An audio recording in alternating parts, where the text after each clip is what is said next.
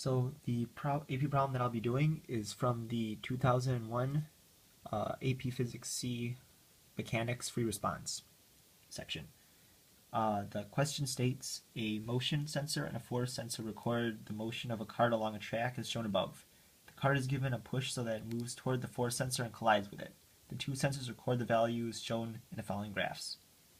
So now, question A asks us to determine the cart's average acceleration between t equals 0.33 seconds and t equals 0.37 seconds.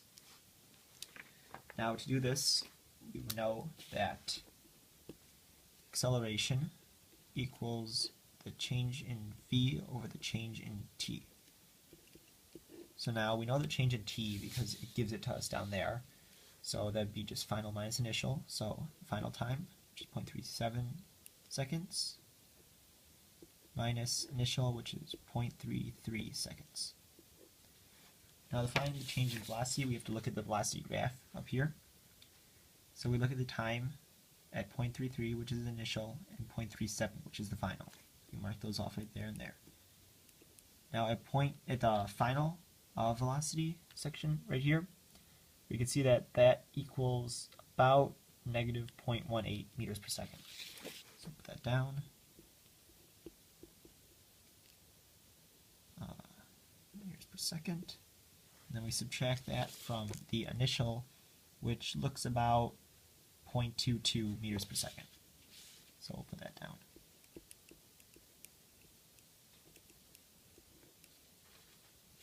Now if we solve that, we would get on the top negative 0.4 meters per second over 0.04 seconds.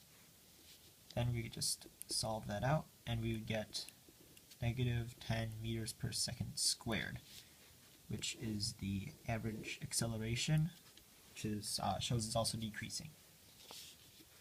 Now, B asks us to determine the magnitude of charge in the cart's momentum during the collision. Now, to do this, we have to use the equation that the change in momentum equals integral of force.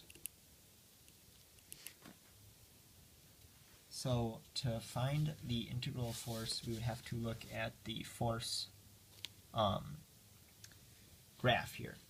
So now we see that you would just separate the graph in two sections and find the area underneath it to find integral force. So you can find the triangles area here, which is just height times the base divided by 2.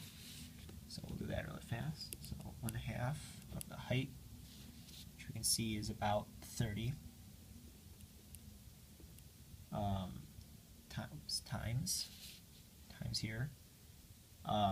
The base, which is about 0.02, and that would equal 0.3.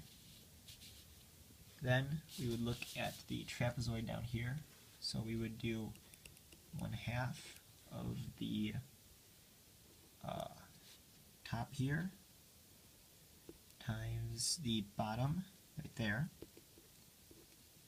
We multiply it all by the height, which is 10. You can see there. And then after we calculate that all out, we get that equals 0.3 also. So all we need to do is add the two 0.3s together and get 0.6, and that is our change in momentum. And so the units of that are newtons times seconds. There's our change in momentum. So then, part C asks us to determine the mass of the cart. To do this, we would just need to do the equation, the change in momentum equals mass times the change in velocity. Since we already have the change in momentum from the last question, we can just plug that right in. The mass is what we're trying to find, and then the change in velocity, we would look at final and initial. So the final is negative 0.18, and the initial is 0.22. So that would in the end come out to 0.4 meters per second. So now we would just take the 0.4 meters per second and move it to the other side per second, like that. And then that would give us our m, which would come out to 1.5 kilograms.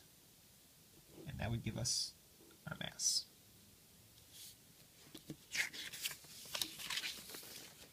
So for the final part, part D, it asks us to determine the energy lost in the collision between the force sensor and the cart. Now in order to do this one, we are looking at the change in energy, which is also equal to the final energy minus the initial energy. Now the equation for energy is equal to 1/2 mv squared. So 1/2 of mass times velocity squared. Now we would find the final energy first, so that would be 1/2 of m, which we found earlier right here. So that would be 1.5 kilograms. And then times the final velocity, which, if we remember correctly, we have over here at negative 0.8.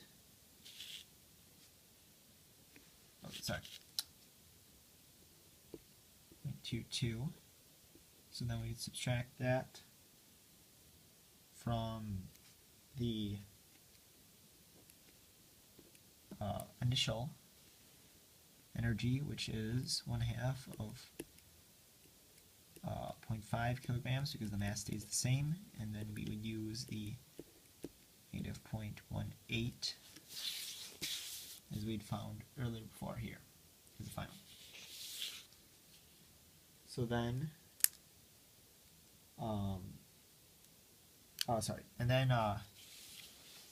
we would calculate all those out. So we would end up getting the change of E would equal 0.012 joules. And that is the entire AP problem questions.